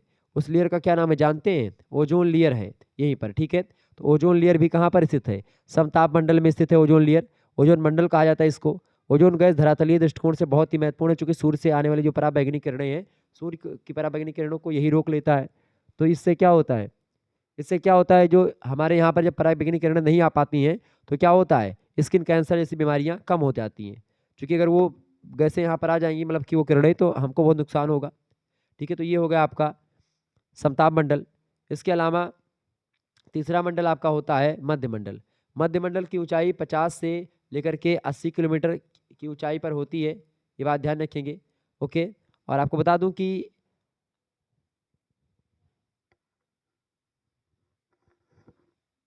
इसका तापमान जो है -80 डिग्री सेल्सियस हो जाता है। समझ रहे हैं ना, बहुत ज़्यादा ठंडी एरिया हो जाती है वहाँ पर। और न्यूनतम तापमान की सीमा को मोसोपॉज बोलते हैं, जो देखा होती जहाँ पर 80 डिग्री सेल्सियस होता है उसी को मोसो मतलब कि क्या बोलते हैं उसको, उसको बोलते हैं मोसोपॉज। ठीक है, इसके अलावा चौथा जो मंडल होता है वो होता है मोसोपॉज के ऊपर वाला मंडल, उसी को वायुमंडलीय भाग को हम क्या बोलते हैं, ताप मंडल बोलते हैं। ताप मंडल की बात की है जिसको आप आयन मंडल बोलते हैं। किस ठीक क्लियर, ताप मंडल को क्या बोलते हैं, आयन मंडल बोलते हैं। तो आयन मंडल बोलो चाहे ताप मंडल बोलो, क्योंकि यहाँ पर आप देखेंगे तो यहाँ पर धरातल से 80 किलोमीटर से लेकर के 640 किलोमीटर की ऊंचाई वाला जो भाग है वो आयन मंडल कहा जाता है। ठीक है, यहाँ पर आप देखते तमाम प्रकार की परतें इसकी आपको मिलेंगी, जो रेडियो एक्टिव तरंगे वगैरह होती हैं, विद्युत चुंबकीय तरंगे घटनाएं तमाम सारी वो सब वहीं पर होती हैं। ठीक है, और उसके ऊपर आपको कौन सा मिलेगा अगला, वो मिलेगा आपका आयन मंडल, या जिसको आप बोलते हैं बाह्य मंडल, सॉरी आयतन मंडल या बाह्य मंडल, आयतन मंडल या बाह्य मंडल। ताप मंडल और आयन मंडल एक ही है चौथे नंबर पर। पांचवा जो सबसे ऊपरी मंडल है उसको बाह्य मंडल बोलते हैं, जिसको आयतन मंडल बोलते हैं। यह वायुमंडल का सबसे ऊपरी भाग है और इसके बारे में अभी तक पूर्ण जानकारी नहीं प्राप्त हुई है। ये हो गई वायुमंडल के बारे में कुछ बातें। वायुमंडल क्या है? पृथ्वी के चारों ओर कई 100 किलोमीटर की मोटाई का एक गैसीय आवरण होता है जिसे वायुमंडल कहते हैं। और वायुमंडल पृथ्वी की गुरुत्वाकर्षण शक्ति के कारण ही उसके ऊपर टिका हुआ है। ठीक है, त्रिवार्ता कहते हैं कि पृथ्वी को चतुर्दिक व्याप्त करने वाला ग्रहों का अंश स्वरूप गैसों का एक आवरण जिसे वायुमंडल कहा जाता है। ये वायुमंडल की विभिन्न परतों के बारे में मैंने कुछ बताएं। अगला प्रश्न, धरातल या भूमंडल पर सूर्यातप के वितरण को स्पष्ट करें। सूर्यातप, सूर्य की जो किरणें आती हैं वही सूर्यातप होती हैं, ये बात ध्यान रखिएगा। सूर्यातप समझ रहे हैं ना, सूर्यातप जो है इनकी अगर बात की जाए तो सौरिक ऊर्जा को सूर्यताप बोलते हैं। सूर्य की जो ऊर्जा होती है उसी को सूर्यताप बोलते हैं। त्रिवार्ता कहते हैं कि लघु तरंगों के रूप में या रूप में संचालित और लगभग आप देखते हैं 100 मतलब कि 1,86,000 मील प्रति सेकंड की गति से भ्रमण करती हुई प्राप्त सौरिक ऊर्जा को सौर विकिरण या सूर्यातप कहा जाता है। सूर्य के धरातल मतलब सूर्य की जो किरणें आती हैं पृथ्वी पर उसी को सूर्यातप बोलते हैं। सूर्य के द्वारा जो गर्मी या जो उष्मा या ऊर्जा आती है यहाँ पर उसी को बोलते हैं। ठीक है, सूर्य के धरातल के प्रत्येक वर्ग इंच से विकिरण ऊर्जा लगभग आप देखते हैं कि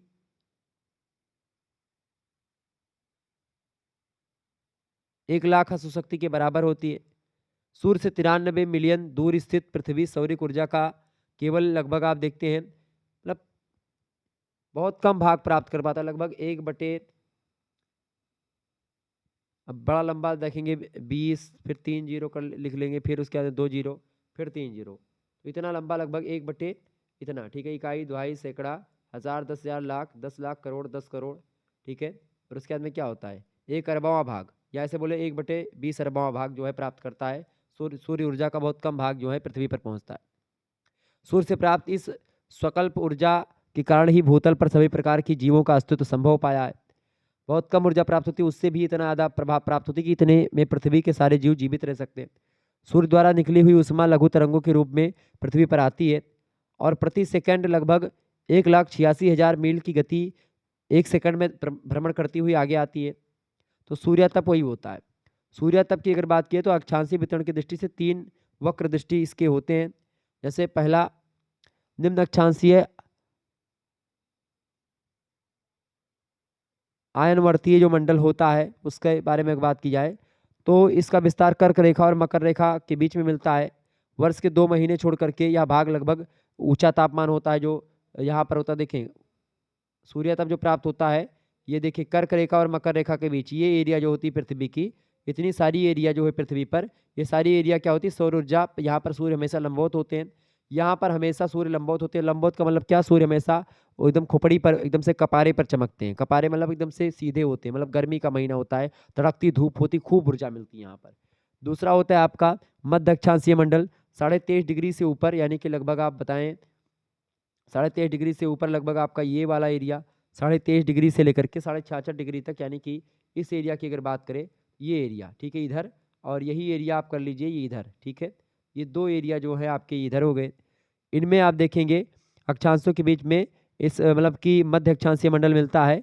यहाँ पर साल भर में एक बार अधिकतम जो है न्यूनतम सूर्यातप प्राप्त होता है और अधिकतम सूर्यातप प्राप्त होता है। यहाँ पर देखें 2 बार, देखो यहाँ पर भारत की जो स्थिति है वो लगभग यहीं पर है, ठीक है, यहाँ पर है, ठीक है। भारत की स्थिति कहाँ पर, यहाँ पर, तो आप देखेंगे यहाँ पर क्या होता है, तो गर्मी भी होती है और ठंडी भी अपने यहाँ पर ठीक ठाक मात्रा में होती है। तीसरा होता है ध्रुवीकरण। ध्रुव एरिया जानते हैं आपका क्या होता है, ध्रुव एरिया ये वाली एरिया, ठीक है, ये आपकी ध्रुवों के एरिया है। यहाँ पर एक आपका सूर्यातप प्राप्त होता है, तो यहाँ पर सबसे कम सूर्यातप प्राप्त होता है, ठीक है, ये बात ध्यान रखिएगा। ध्रुवों की चतुर्दिक एक वर्ष में 1 या 2 महीने सूर्यातप मिलता है, परंतु कुछ मतलब कि परंतु वर्ष के कुछ महीनों में सूर्य की प्रत्यक्ष किरणों के अभाव में सूर्यातप यहाँ पर शून्य हो जाता है। सबसे ज़्यादा सूर्यातप कहाँ पर मिलेगा, यहाँ पर लाल वाले कॉलम में, और उससे कम कहाँ पर मिलेगा, हरे वाले कॉलम में, और सबसे कम कहाँ पर मिलेगा आपका पीले वाले रंग में, ठीक है। ये सूर्यातप की कुछ स्थिति मैंने आपको बता दी, आप समझ लीजिएगा। वीडियो को शेयर और लाइक करते रहिएगा, ठीक है। चलिए आगे समझते हैं और भी चीज़ों को जानने का प्रयास करते हैं।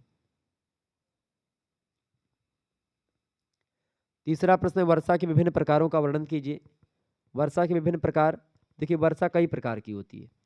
वर्षा की अगर बात करें तो वर्षा कई प्रकार की होती है। पहली होती है संवहनीय वर्षा, दूसरी होती है पर्वतीय जल वर्षा, और तीसरी होती है चक्रवातीय वर्षा। अब देखें जो संवहनीय वर्षा होती है वो इम्पोर्टेंट मानी जाती है और वो ही इम्पोर्टेंट है, वही होती भी है। देखिए जो संवहनीय वर्षा की अगर बात करें तो वर्षा माने पानी का बरसना, वही वर्षा होती है। सामान्य वर्षा दिन में अधिक गर्मी के कारण से धरातल जब गर्म होता है, जिस कारण से वायु गर्म होकर के फैलती है, और जब गर्म वायु होती है तो चूंकि हल्की होती है तो ऊपर उठती है, जिस कारण से वायु ठंडी हो जाती है। जब ऊपर, चूंकि ऊपर मामला ठंड है, ऊपर के एरिया ठंडी है, तो जब ऊपर हवाएं जाती हैं तो हवाएं जो गर्म हवाएं यहाँ से, गर्म हवाएं धरातल से, जब चूंकि धरातल गर्म है, धरातल से जब ये गर्म हवाएं ऊपर उठती हैं, चूंकि गर्म हवाएं हल्की होती हैं तो ऊपर उठती हैं, ऊपर उठ करके जाकर ठंडे धरातल में, जब ठंडे एरिया में जाती हैं तो ये हवाएं ठंडी राशियों से मिलती, ठंडी हवाओं से मिलती हैं। तो जब ये ऐसा होता है तो क्या होता है, असंघनन होता है। क्लियर, ये बात ध्यान रखिए। जब संघनन होता है तो इसके परिणाम स्वरूप क्या होता है भैया, संघनन के प्रारंभ स्वरूप क्या होता है, उसके बाद में कपासी मेघ बन जाते हैं। कपासी मेघ मतलब कि उसमें बूंदें बन जाती हैं, ठीक है, ठंडी। आप देखते हैं जैसे कि जब जलवाष्प जो होता है वो गर्म होता है, जब आप कभी पानी खौलाए होंगे या दूध उबाले होंगे तो आप उस पर जब एक ढक्कन रखते हैं तो ढक्कन पर जो भाप आकर के लगती है, तो भाप गर्म होती है इसलिए ऊपर उठती है, तो वहाँ पर आती लगती है, तो वहाँ पर आती, फिर वो जब देखती है कि वो पत्तल जो है, जो आपका ढक्कन है, वो उससे थोड़ा हल्का या ठंड या कुछ होता है, ऊपर से ठंडक पा रहा होता है, तो वहाँ पर क्या करके क्या होता है, वहाँ पर वो बूंदें बन जाती हैं। पानी जो होता है, जो हवाएं होती हैं, वो बूंद बन जाती है जल की, बादल का निर्माण हो जाता है, तो कपासी मेघ बन जाते हैं। इससे वर्षा शुरू हो जाती है। संवहनीय वर्षा मूसलाधार वर्षा होती है। चूंकि कपासी मेघ आकाश में सीमित क्षेत्र में होते हैं और वे शीघ्र छट जाने पर तुरंत वर्षा रुक जाती है। ठीक है। और वर्षा बिजली की चमक और बादलों की गरज के साथ होती है, संवहनीय वर्षा। और यह वर्षा मुख्यतः भूमध्य रेखीय भागों में अधिक होती है। और दोपहर, लगभग डेली दोपहर के समय में ये संवहनीय वर्षा होती, कहाँ पर, जहाँ पर एरिया बहुत गर्म होते हैं, जैसे एक विषुवत रेखा पर खूब गर्मी होती है, तो सूर्य भगवान खूब गर्म गर्म जब ताप वहाँ से मतलब कि ठंडी, मतलब कि जो सूर्य की विकिरण आती है, सूर्य तप यहाँ पर ज़्यादा मिलता है, तो वहाँ पर धरातल गर्म होता है, तो धरातल के गर्म से संपर्क की जो हवाएं होती हैं वो भी गर्म हो जाती हैं। गर्म हवाएं ऊपर उठती हैं, ठंडे एरिया में जाती हैं, संघनन होता है, उसके परिणाम स्वरूप की जो हवाएं होती हैं वो जल की बूंदें बन जाती हैं और पानी टप से बरस जाता है। समझ रहे हैं ना? ये संवहनीय वर्षा होती है। तो विषुवत रेखा वाले एरिया में खूब वर्षा होती है, डेली वर्षा होती है दोपहर के समय में। वर्षा के कम समय तथा तीव्र होने के कारण से अधिकांश जल बह करके नदियों में चला जाता है, जिससे सागर में पहुंच जाता है। तो संवहनीय वर्षा जो होती है, जैसे हम लोगों के यहाँ पर जो बारिश होती है, वो संवहनीय वर्षा ही होती है। क्लियर? तो ये पहली वर्षा, संवहनीय वर्षा। दूसरी वर्षा होती है आपकी पर्वतीय जल वर्षा।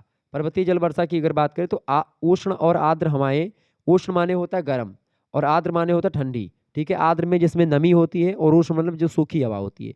तो उष्ण और आर्द्र हवाएं जब पर्वतीय भागों से टकराती हैं और टकरा करके क्या होती हैं, जब टकराती हैं तो उनके ढाल के सहारे ऊपर उठने लगती हैं वो हवाएं। जैसे पर्वत से जब टकराई, तो ये टकराने के बाद ये हवाएं ऐसे से ऊपर चढ़ने लगती हैं इसके। ठीक है। जब ऊपर चढ़ने लगती हैं, जिस कारण से शुष्क एडियाबेटिक ताप पतन दर द्वारा ठंडी होने लगती है। क्योंकि यहाँ पर आप देखेंगे बर्फ के बड़े बड़े पहाड़ होते, तो जब हवाएं यहाँ से जाकर के टकराएंगी तो ठंडी हो जाएंगी वो हवाएं। ठीक है। इसके कारण से क्या होगा, जिस कारण से वायु की सापेक्षिक आर्द्रता जो होगी, वायु की जो नमी होगी, आर्द्रता माने नमी, तो वायु की नमी जो होगी वो बढ़ने लगेगी। जब वायु की नमी बढ़नेगी तो एक निश्चित स्थान पर पहुंच करके जो हवा होती है वो संतृप्त हो जाती है, मतलब कि वो जल की बूंद बनने की योग्य हो जाती है, संतृप्त हो जाती है। तो संघनन हो जाता है वहीं पर। अब संघनन हो गया तो उसके बाद में फिर क्या होता है, घनघोर बादल छा जाते हैं उन्हीं संघनन के परिणाम स्वरूप, इन्हीं हवाओं से। फिर क्या होता है, वर्षा प्रारंभ हो जाती है। तो यह वर्षा बढ़ती ऊंचाई के साथ बढ़ती जाती है। पवन मतलब कि उसी अगर ढाल की तरफ बहती है, हवा चल रही है, तो वर्षा खूब ज़्यादा होती है। ठीक है। पवन विमुख ढालों पर वर्षा बिल्कुल नहीं होती है। अगर ढाल ढाल पर मतलब हवा इस दिशा में नहीं चल रही, ऊपर की दिशा में, मतलब कि इस ढाल की दिशा में, तो फिर वर्षा कम होती है। तो ऐसे फिर इधर हवाएं जाकर के फिर इधर वर्षा होने लगती है। तो ये चीज़ें इसमें होती हैं। अगर अच्छा पर्वतों की ढाल के बगल में जैसे देखिए पर्वत ये है, पर्वतों की इधर वर्षा नहीं होती, वृष्टि छाया प्रदेश होता है। कभी कभी क्या होता है, हवाएं जब यहाँ पर टकराती है, मौसमी हवाएं आकर के, तो यहीं पर वर्षा हो जाती है, यहीं पर हो जाती है, इधर नहीं होती। क्यों नहीं होती? क्योंकि वृष्टि छाया प्रदेश होता है। ऐसे जो राजस्थान वगैरह है, इसमें आप देखते हैं वर्षा नहीं होती, चूंकि ये वृष्टि छाया प्रदेश में आता है, पर्वत के पीछे का एरिया है। तो ये हो गई पर्वतीय वर्षा। पर्वतीय वर्षा की अगर बात करें तो सर्वाधिक वर्षा पवन भिमुख ढाल पर होती है, पवना विमुखी ढाल पर वर्षा नहीं होती है। इसके अलावा पर्वतीय ढालों के पास सर्वाधिक वर्षा होती है तथा उससे दूर हटने पर वर्षा की मात्रा की तीव्रता में कमी होने लगती है। आप देखिए चेरापूंजी वगैरह हो गया, मसिनडाब हो गया, यहाँ पर पानी क्यों ज़्यादा बरसता है, वो पर्वतीय वर्षा होती है। ठीक है। उससे जो वायु होती है चक्र, मतलब जो होता है आपका क्या बोलते हैं उसको, जो आता है, क्या बोलते हैं, क्या आता है, मानसून आता है, तो मानसून उसी से जाकर के टकराता है पर्वतों से और वहीं पर बरस जाता है। तो इसके कारण से हिमालय की वजह से भारत में वर्षा बढ़िया होती है, हिमालय ना होता तो मानसून उड़ जाता। तीसरी वर्षा जो होती है वो होती है चक्रवातीय वर्षा। जब दो विपरीत स्वभाव वाली हवाएं क्या होती हैं, जब विपरीत दिशाओं से आकर के मिलती हैं तो वातागर का निर्माण होता है। मान लेते हैं एक वातागर कब बनता है, जब ठंडी जलधारा और गर्म जलधारा आपस में मिलती हैं। देखिए हमने बताया था चक्रवात में क्या होता है, एक केंद्र में क्या होता है, केंद्र में आपका निम्न वायुदाब होता है और आप देखते हैं इसमें बाहर उच्च वायुदाब होता है। उच्च वायुदाब से हवाएं हमेशा निम्न वायुदाब की ओर बढ़ती हैं, चलती हैं। ठीक, तो क्या होता है ये हवाएं जब उच्च वायुदाब से निम्न वायुदाब की ओर बढ़ती हैं तो एक प्रकार से चक्रवात का निर्माण होता है। और इससे चूंकि उच्च वायुदाब की जो हवाएं होंगी वो क्या होंगी, वो ठंडी हवाएं होंगी, यानी दूसरी तरीके से। और निम्न वायुदाब की हवाएं गर्म होंगी। ठीक है। चूंकि ये गर्म हवाएं हल्की होती तो निम्न वायुदाब का निर्माण करती हैं। ठीक है। और जो उच्च हवाएं होती ठंडी होती हैं, इसीलिए उच्च वायुदाब बनाती हैं। तो क्या होता है, हवाएं हमेशा उच्च वायुदाब से निम्न वायुदाब क्षेत्र की ओर बढ़ती हैं, बात ध्यान रखिएगा। तो जब ये होता तो इसी दोनों स्थिति, जब ये दोनों हवाएं आपस में आकर के मिल जाती हैं तो क्या होता है, वो एरिया जहाँ पर गर्म जलधारा मतलब गर्म हवा धारा वायुधारा और ठंडी वायुधारा आपस में मिल जाती है, तो उसी एरिया को वातागर कहते हैं। ठीक है। ये बात ध्यान रखिएगा। तो ये जो वर्षा होती है आपकी चक्रवाती वर्षा कुछ इस तरीके से होती है। जब दो विपरीत स्वभाव वाली हवाएं आपस में आकर के मिलती हैं तो वाताग्र का निर्माण होता है। इस वाताग्र के सहारे गर्म हवाएं ऊपर की ओर उठती हैं और ठंडी हवाएं नीचे की ओर हो जाती हैं। इस प्रकार के चक्रवाती वाताग्र शीतोष्ण कटिबंधों में बनते हैं। शीतोष्ण कटिबंध मतलब कि ये एरिया, जैसे शीतोष्ण कटिबंध मतलब ये एरिया, ठीक है, ये वाला एरिया, ये वाला एरिया, ठीक है, ये होता है शीतोष्ण कटिबंध का एरिया। तो शीतोष्ण कटिबंध में बनती हैं, ठीक है, और थोड़ा नीचे एरिया भी पड़ता है ये वाला, ठीक है। उष्ण कटिबंध बीच में पड़ता है, उपोष्ण से थोड़ा सा ऊपर, और एक शीतोष्ण ये पड़ता है, ठीक है, और एकदम से शीत कटिबंध ऊपर वाला सबसे, समझ रहे हैं। तो इस तरीके से आप लोगों ने देखा। तो जब आमने सामने गर्म और ठंडी हवाएं आमने सामने मिलती हैं तो गर्म तथा हल्की हवाएं ऊपर की ओर उठती हैं, तो तिरछे रूप में ऊपर उठती हैं और ऊपर उठ करके हवा अस्थिर हो जाती है। तो संघनन प्रारंभ होता है ठंडी और गर्म हवा के मिलने से, उसके परिणाम स्वरूप वर्षा प्रारंभ हो जाती है। तो ये वर्षा होती है आपकी चक्रवातीय वर्षा। चूंकि हवा के मंद गति से ऊपर उठने के कारण से संघनन का गति धीमे होती है, इसीलिए यह वर्षा धीरे धीरे होती है, मंद गति से होती है, लेकिन लंबे समय तक वर्षा होती है। जो चक्रवातीय वर्षा होती है लंबे समय तक होती है, ठीक है। चक्रवात पिछले भाग में ठंडी हवा शीघ्रता से झपटती है और वायु को अचानक ऊपर ढकेल देती है। तो संघनन जब ज़्यादा तेज होता है तो वर्षा भी तेज होती है, बिजली की चमक भी होती है, बादलों की गरज भी होती है इसमें। तो शीतोष्ण कटिबंधों में अधिकांश वर्षा चक्रवातीय वर्षा होती है।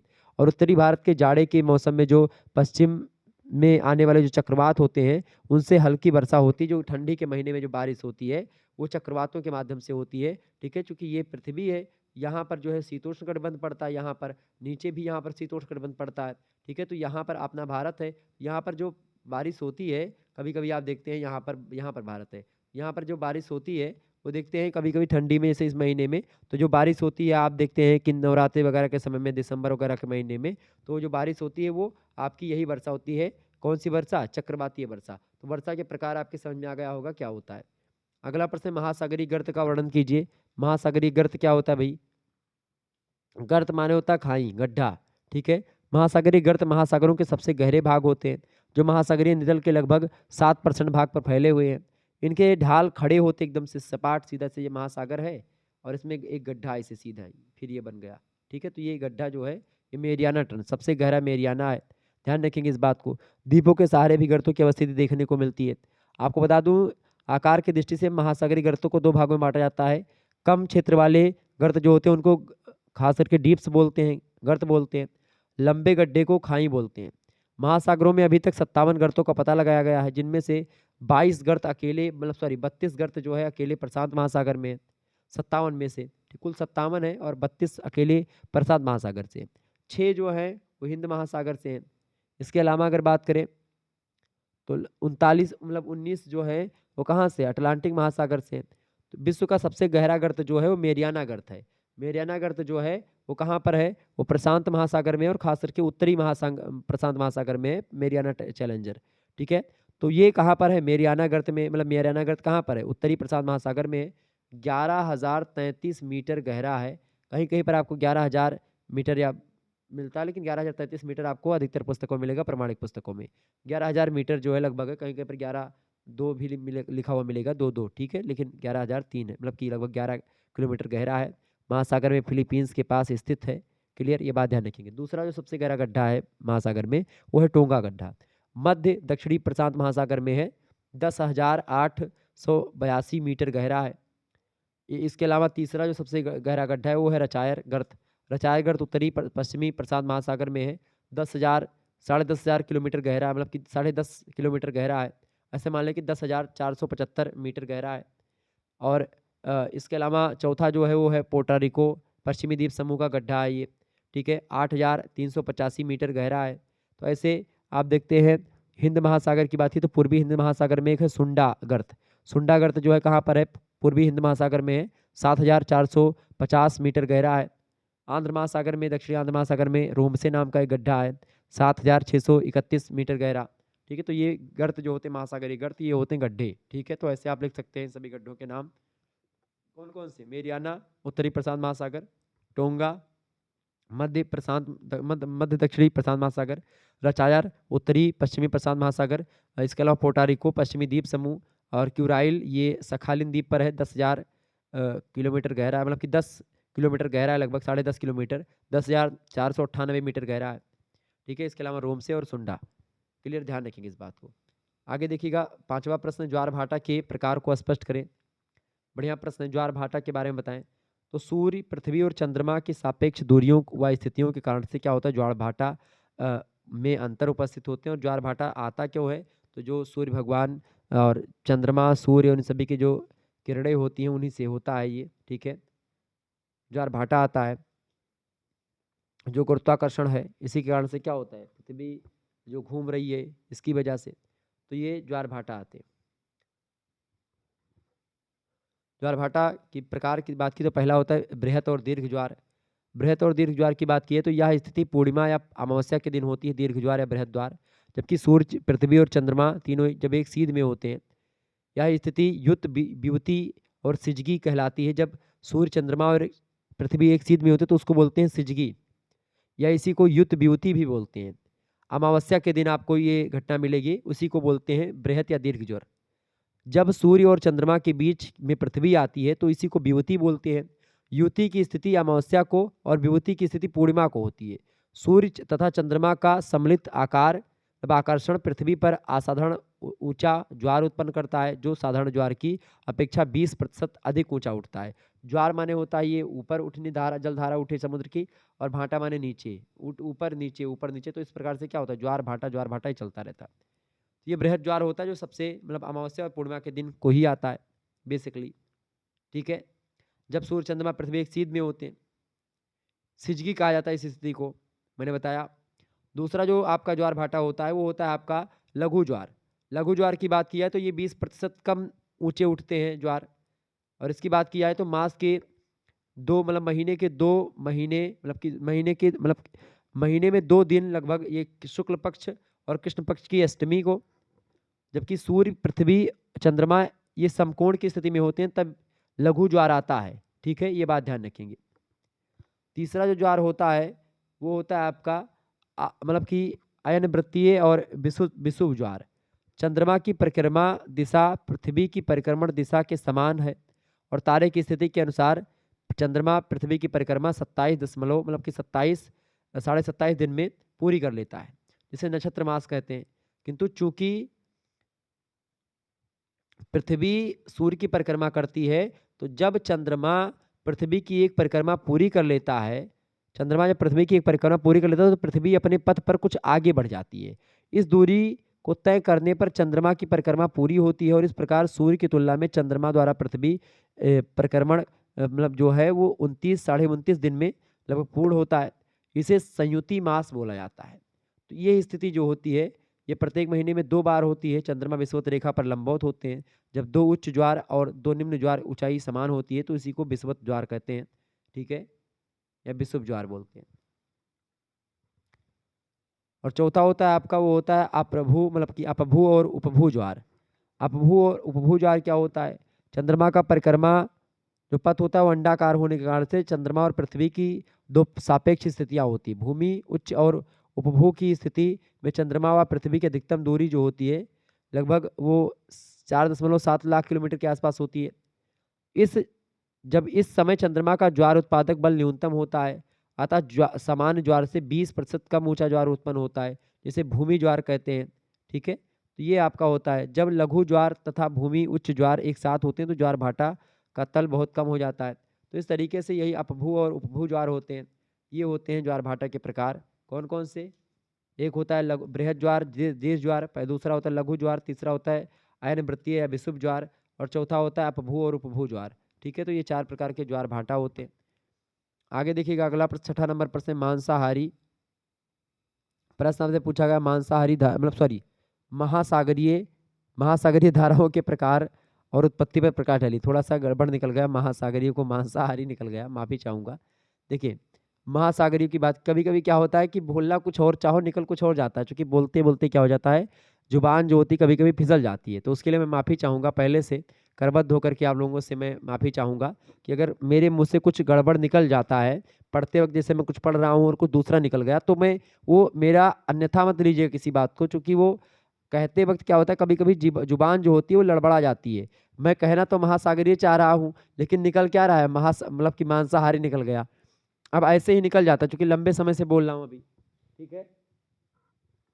तो महासागरीय अगर धाराओं की अगर बात करें तो महासागरीय धाराओं के प्रकारों और उत्पत्ति पर प्रकाश डालिए।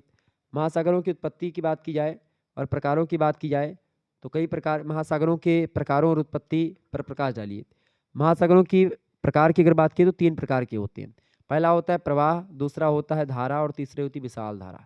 प्रवाह जो होता है जब पवन वेग के प्रभाव में सागर सतह का जल आगे की ओर बढ़ता है तो उसको प्रवाह बोलते हैं। प्रवाह की गति तथा सीमा निश्चित होती है। धीमे धीमे से प्रवाह होता है नदियों का जल तो प्रवाह होता है। उत्तरी अटलांटिक प्रवाह, दक्षिणी अटलांटिक प्रवाह, ये जब इसमें प्रवाह होता है। इसमें दूसरा क्या होता है धारा। धारा जो होती है निश्चित दिशा के अंतर्गत निश्चित दिशा में तीव्र गति से प्रवाहित सागर सतह की जलराशि को धारा कहते हैं।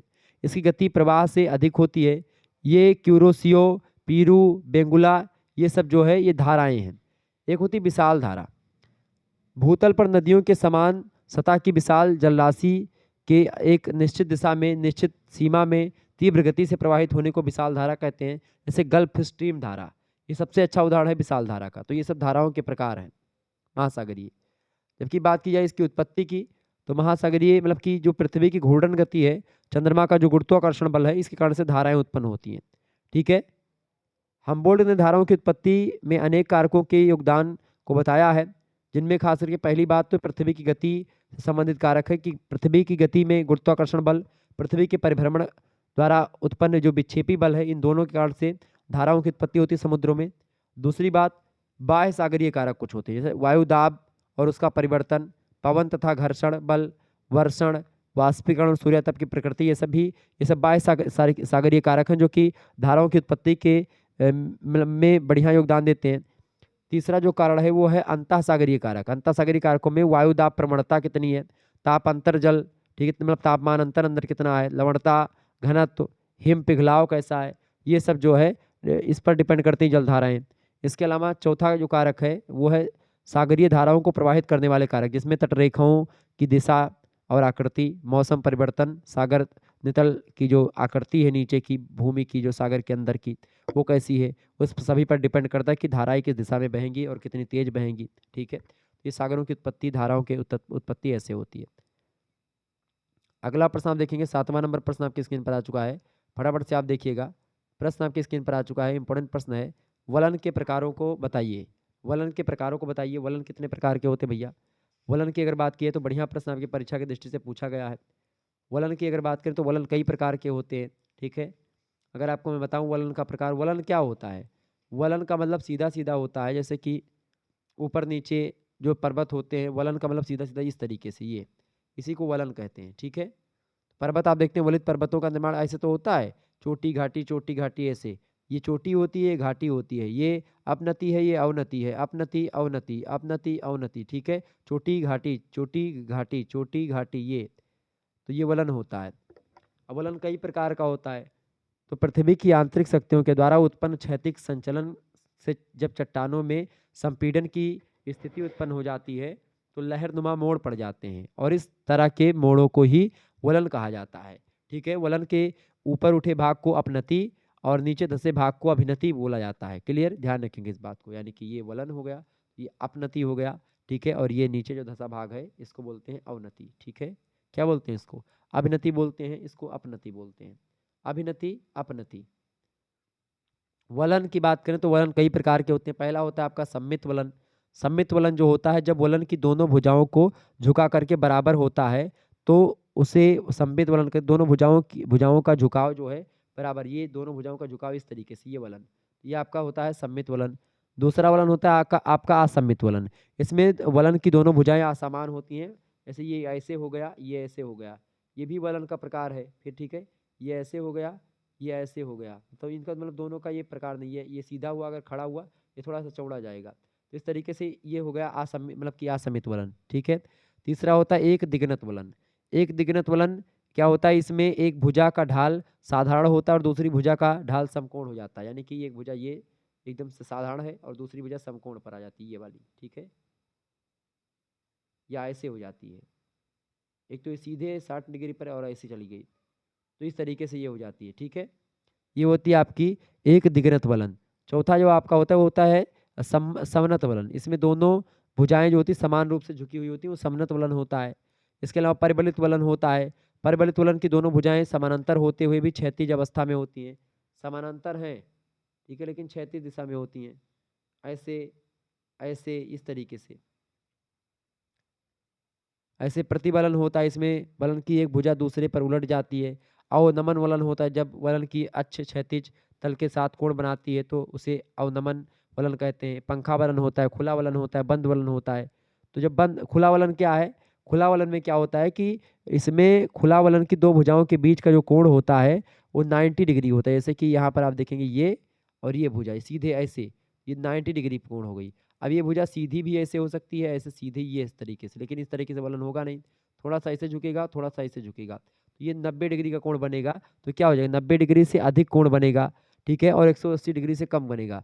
हो सकता है ऐसे भी कोण बन जाए, ये भी जो वलन होता है खूब चौड़ा, मतलब कि 90 डिग्री से लेकर के 180 डिग्री के बीच का जब वलन होता है तो इसको खुला वलन बोलते हैं। बंद वलन जो होता है वो 90 डिग्री से कम होता है, ठीक है, जो 90 डिग्री से कम वलन होता है उसी को खुला वलन बोलते हैं। ऐसे जो 60, 30, 45 डिग्री पे होते हैं, ये होते हैं वलन के प्रकार। अगला प्रश्न है, आग्नेय चट्टानों की रचना और विशेषताओं को उल्लेख कीजिए। बढ़िया प्रश्न आपसे पूछा गया, आग्नेय चट्टानों की रचना और विशेषताओं का उल्लेख कीजिए। तो आग्नेय चट्टानों की अगर बात की है तो ये प्राथमिक चट्टानें होती हैं। सबसे पहले पृथ्वी पर आग्नेय चट्टानों की उत्पत्ति हुई। जिस समय पृथ्वी की उत्पत्ति हुई, पृथ्वी अत्यंत गर्म अवस्था में थी, धीरे धीरे पृथ्वी ठंडी होती है, और ठंडी जब पृथ्वी हुई तो आग्नेय चट्टानों का निर्माण हुआ उसी ठंडी होने से। यह आशंका होती है कि आग्नेय चट्टानों का निर्माण अग्नि के योग से हुआ है, परंतु वास्तविकता यह है कि आग्नेय चट्टानों की रचना तप्त और तरल मैग्मा के शीतल, यानी कि जो ज्वालामुखी से क्रियाएं होती हैं उसके कारण जो मैग्मा होता है बाहर अंदर से निकलता है पृथ्वी के, जब वो सूख जाता तो उसके चूंकि वो भी अंगारा होता है, मतलब कि आग के तरीके का होता है, तो जब वो ठंडा होता है तो जब ठंडा होता है तो जब जम जाता है ठंडा होकर के, तो उसी को आग्नेय चट्टान उसी से बनते हैं। ये बात ध्यान रखेंगे। आग्नेय चट्टानों की बात की तो ये प्राथमिक चट्टानें हैं। वारेस्टर कहते हैं कि इन शैलों का निर्माण तरल एवं द्रव पदार्थों के ठंडे होकर के जमने से हुआ है, ठीक है, क्योंकि जो पृथ्वी के अंदर जो ज्वालामुखी क्रिया होती है, पृथ्वी के अंदर जो मैग्मा होता है जब वो बाहर निकलता है पृथ्वी के, तो ठंडा होता है, और ठंडा होने के बाद में फिर वो जो चट्टान बनती है वो आग्नेय चट्टान ही बनती है। आग्नेय चट्टानों की विशेषताओं की बात की है तो आग्नेय चट्टानें जो होती हैं वो रवेदार होती हैं। द्रवीभूत अवस्था में क्रमशः ठंडे होने के कारण से जमने में इनमें इतने रवे यानी रोड़े पड़ जाते हैं, और कुल मिलाकर के इसमें रवों का आकार निश्चित होता है कि भाई छोटे छोटे रवे भी होते हैं। क्लियर। दूसरी बात, ये अस्तरहीन शैलें होती हैं। तीसरी बात, ये सारंध्री होती हैं, और इसमें सरलता से जल प्रवेश नहीं कर पाता है, मतलब इसमें छिद्र होते हैं छोटे छोटे, वैसे नहीं होते हैं, तो इसमें जल नहीं प्रवाह मतलब कर पाता अंदर इनके मृदा के, या जो ये ऐसे जो चट्टानें होती हैं इसमें जल अंदर नहीं जा पाता। चौथी बात, ये शैलें सघन और स्थूल होती हैं। इसके अलावा साधारणतः इन शैलों का अपर्दन कठिनाई से होता है, पानी मनी इसको तोड़ नहीं पाते हैं, केवल संधियों के सहारे जल और हिम इनमें प्रवेश कर पाते हैं, और इससे इनका भौतिक अपक्षय कर पाते हैं, बाकी और कोई तरीका नहीं होता है। इसके अलावा आग्नेय शैलों में जीव अवशेष नहीं पाए जाते, क्योंकि इसका निर्माण तरल मैग्मा के ठंडे होने से हुआ है, जो कि बहुत तरल और गर्म मैग्मा जब ठंडा हुआ तो इससे निर्माण हुआ, तो इसमें जीव नहीं पाए जाते हैं। इसके अलावा आग्नेय शैलों का संबंध ज्वालामुखी क्रिया से है, अतएव इसका वितरण ज्वालामुखी क्षेत्रों में पाया जाता है। जहाँ पर ज्वालामुखी उत्पन्न होती है वहीं पर आग्नेय चट्टानें पाई जाती हैं। मैं केवल 2 प्रश्न कर दें खंडसा से, 450 या 500 शब्दों में आपको इस उत्तर को लिखना है। आपको बता दूं कि जो ये प्रश्न है आपका, ये दीर्घ उत्तरीय प्रश्न होते हैं। इसमें सबसे पहला प्रश्न है, भौतिक भूगोल की परिभाषा दीजिए। भौतिक भूगोल के विषय क्षेत्र की विवेचना करें। भौतिक भूगोल की ये प्रश्न बहुत ही महत्वपूर्ण है, चूँकि भौतिक भूगोल की परिभाषा आपकी परीक्षा में हमेशा आता है और आता रहेगा। ये बात ध्यान रखिएगा, परीक्षा की दृष्टि से बहुत महत्वपूर्ण प्रश्न है। इसको आप पढ़ लीजिएगा, यही प्रश्न आपकी परीक्षा में बनने वाला है, ठीक है। शेयर कर दीजिएगा वीडियो को सभी दोस्तों के पास अपने। तो भौतिक भूगोल क्या होता है? भौतिक भूगोल की अगर बात की जाए तो भौतिक भूगोल जो है, वैसे भौतिक शब्द इसमें जोड़ दो, बाकी भूगोल का अर्थ आप जानते ही हैं। भूगोल दो लैटिन भाषा के दो शब्दों से मिलकर के बना है, जियो और ग्राफी। जियो का मतलब होता है पृथ्वी, और ग्राफी का मतलब होता है वर्णन करना। पृथ्वी का वर्णन करना वाला विज्ञान जो है उसी को जियोग्राफी बोलते हैं। जब इसमें भौतिक दशाएं हो जाती हैं तो भौतिक चीज़ों का अध्ययन होता है। तो भौतिक भूगोल जो है विश्व के ज्ञान का प्रथम भाग तथा सारभूत प्राथमिक तथ्य है, जिसके द्वारा संपूर्ण विश्व का बोध होता है। भौतिक भूगोल के अंतर्गत हम लोग क्या पढ़ते हैं? भौतिक भूगोल के अंतर्गत जो है पृथ्वी का धरातल के बारे में जानते हैं, पृथ्वी पर वायुमंडल, जलमंडल, स्थलमंडल, जैवमंडल सभी का अध्ययन करते हैं। तो ये आपका भूगोल होता है, भौतिक भूगोल होता है, ठीक है। भौतिक भूगोल की बात करें तो उसमें भूगोलित, खगोल विज्ञान, अंतरिक्ष विज्ञान, समुद्र विज्ञान, भू विज्ञान, जीव विज्ञान, इन सभी का अध्ययन होता है। पृथ्वी का गहरीय संबंध, स्थल मंडल, जल मंडल, वायुमंडल, जीव मंडल, इन सभी का अध्ययन होता है। क्लियर? भौतिक भूगोल में। भौतिक भूगोल अनेक भूमि विज्ञानों का समन्वित रूप है जो मानव के वातावरण का अध्ययन करता है। भौतिक भूगोल में कई प्रकार के विज्ञान सम्मिलित हैं। मैंने आपको बताया, स्टाहलर महोदय ने कहा था इस बात को। भूगणित, खगोल विज्ञान, अंतरिक्ष विज्ञान, समुद्र विज्ञान, भू विज्ञान, जीव विज्ञान, इन सभी का समन्वय है भौतिक भूगोल। क्लियर? ये बात ध्यान रखें। तो भौतिक भूगोल के बारे में जान लीजिए चीज़ों को। तो इस तरीके से भौतिक भूगोल के बारे में आप पढ़ लीजिएगा। मैंने भौतिक भूगोल को लेकर के एक वीडियो सेपरेट बनाई पेपर चैप्टर 1 की। उसमें आप देखेंगे पूरी चीज़ इसके मिल जाएँगी, इसका आंसर भी बताया है। तो ये देख लीजिएगा, प्रश्न पढ़ लीजिएगा। दूसरा प्रश्न है, विश्व की वायुदाब पेटियों के वितरण को समझाइए। बहुत ही महत्वपूर्ण प्रश्न है, इसको भी आप पढ़ लीजिएगा, परीक्षा में आ सकता है। अगला प्रश्न है, पृथ्वी की विभिन्न परतों और उसकी रासायनिक संरचना का वर्णन कीजिए। पृथ्वी की आंतरिक संरचना, विश्व की वायुदाब पेटियाँ, इन सभी के बारे में मैंने बताया है।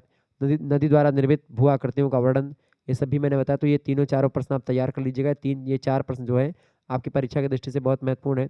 ये आप पढ़ डालिएगा, ठीक है? मिलते हैं फिर नेक्स्ट वीडियो में, तब तक के लिए जय हिंद, जय भारत। आप सभी का बहुत-बहुत धन्यवाद हमारे से जुड़ने के लिए। इसी प्रकार से अपना प्यार हमेशा बनाए रखेंगे। Good night, all of you. बहुत-बहुत धन्यवाद।